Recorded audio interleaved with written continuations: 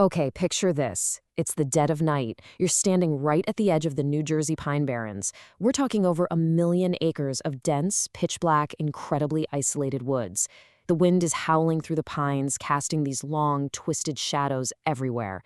A twig snaps, and then suddenly an unearthly, blood-curdling scream completely pierces the freezing air. It's the ultimate campfire question, right? One that has literally terrified locals for over 2 centuries. What exactly stalks the New Jersey pines? Is it a demon, some undiscovered beast, or maybe something else entirely? Welcome to The Explainer. I am so thrilled you're joining us today. We're going to skip the usual pleasantries and dive straight into a 250-year-old mystery that has completely haunted the American Northeast, the legend of the Jersey Devil. We're going to explore the Gothic origins, the waves of absolute sheer terror, and the bizarre and honestly hilarious truth hiding just beneath the surface of this legendary cryptid. Let's get into it. All right, starting us off with Section 1, The Legend of Mother Leeds. So let's travel way back to the year 1735. Deep in South Jersey, in a little place called Leeds Point, there was a woman known in local lore simply as Mother Leeds. Now, she was exhausted, impoverished, and pregnant for the 13th time. Upon discovering she was carrying yet another mouth to feed, this poor, frustrated woman supposedly cast an infamous, horrific curse. In a fit of sheer agony, she cried out, "Let the child be the devil." And, according to the myth, her dark wish was granted. The baby was born normally at first, but within moments, a literal nightmare unfolded right there in her colonial home. What's truly terrifying about this story is the sheer specificity of the mutation. The newborn rapidly transformed. It elongated into this bipedal, almost kangaroo-like shape. Its face twisted into the long head of a horse or a goat. Giant, leathery bat wings burst right out of its back. Its limbs morphed into small arms with sharp claws, and its powerful legs ended in cloven hooves. With a barbed tail thrashing wildly behind it, the beast let out a deafening screech, actually whipped its own family with its tail, and flew straight up the chimney, escaping out into the dark pines. That brings us to Section 2, the 1909 Reign of Terror. For over a century, this beast was really just a spooky regional ghost story, the kind told to keep children from wandering too far into the woods. But fast forward to the early 20th century, and this ancient folklore stepped right out of the shadows and became violently, undeniably real. Just look at how rapidly this timeline escalates over a mere 7 days. On January 16th, newspapers suddenly explode with hundreds of claimed encounters. By January 19th, things get violent. The creature allegedly attacks a trolley car in Haddon Heights, and police in Camden actually fire their weapons at it to absolutely no effect. By January 23rd, the entire Philadelphia and South Jersey area basically grinds to a terrified halt. Schools are shut down completely. Factory workers refuse to leave their homes. Heavily armed vigilante groups are actively roaming the countryside looking for a literal demon. The fear was so palpable, so intensely real to the public, that the Philadelphia Zoo offered a massive bounty of $10,000 for the live capture of the monster. To put that into perspective, in 1909, that was an unimaginable sum of money. The entire region was in a state of sheer, unadulterated panic. They were actively hunting a winged demon born of a witch's curse. Or, well, were they? Let's dig into Section 3, the real Leeds Devil. Okay, we need to execute a massive tonal shift right here.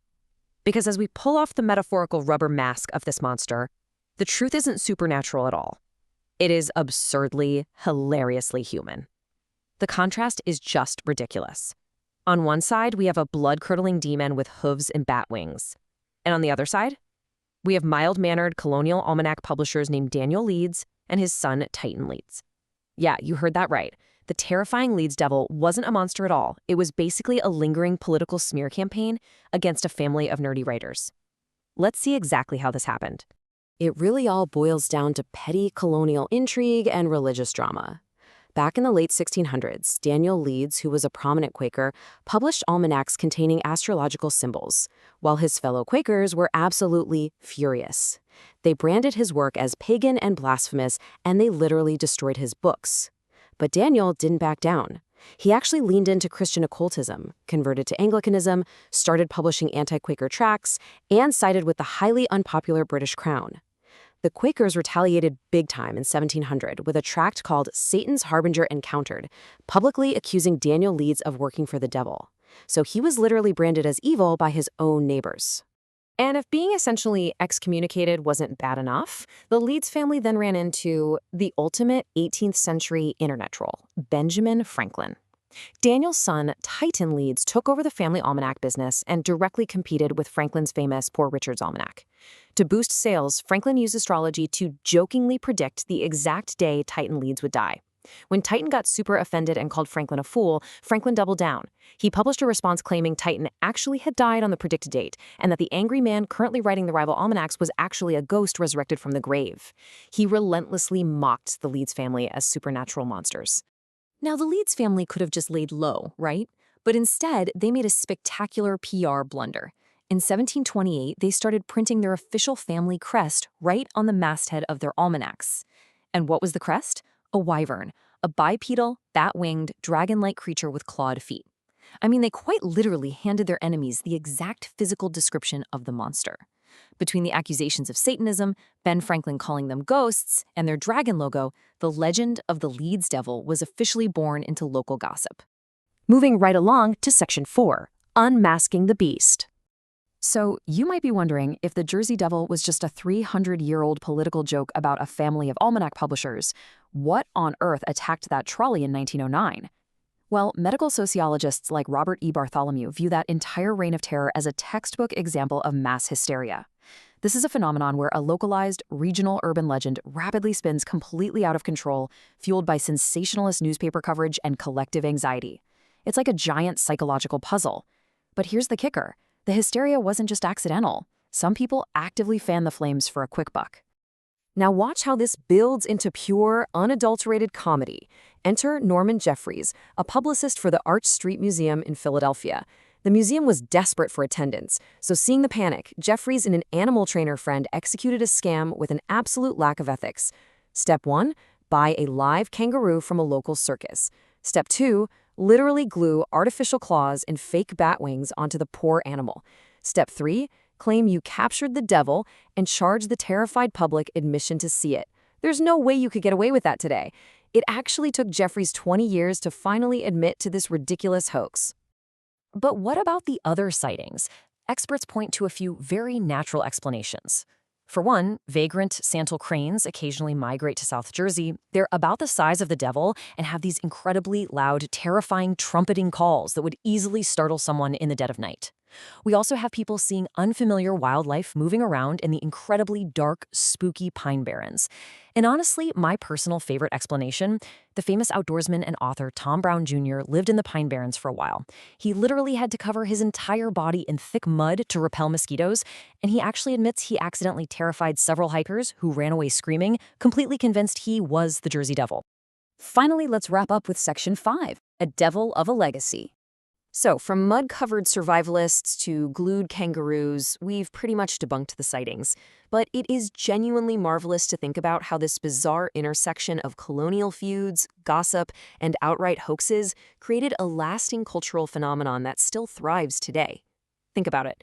A political smear campaign against an outcast Quaker family, amplified by Benjamin Franklin poking fun at a rival publisher, managed to endure over 250 years of oral tradition. It evolved from a whispered campfire story into a beloved, heavily merchandised American institution. It's a real testament to the power of a good story. The modern legacy of this creature is absolutely wild. The lore was so culturally powerful that back in 1982, New Jersey named its professional NHL hockey team the New Jersey Devils. You can go ride the massive Jersey Devil coaster at Six Flags. The monster has been featured in hit TV shows like The X-Files and What We Do in the Shadows, and even video games like Fallout 76. There are even official, dedicated nocturnal devil hunters who still roam the Pine Barrens today with flashlights, actively looking for proof of Mother Leeds' 13th child. Which brings us to our final provocative thought for this explainer. When you look back at the glued wings on a kangaroo, Ben Franklin's ghost jokes, and the poor Leeds family just trying to sell their almanacs with a dragon logo, you really have to ask yourself, is the real monster the beast hiding out there in the dark woods, or is the true supernatural anomaly the unbelievable 300-year longevity of a petty colonial troll job that is somehow still haunting New Jersey today? Thank you so much for joining me to explore this incredible piece of folklore. Until next time, keep asking questions, and hey, maybe pack some extra bug spray if you ever visit the Pine Barrens.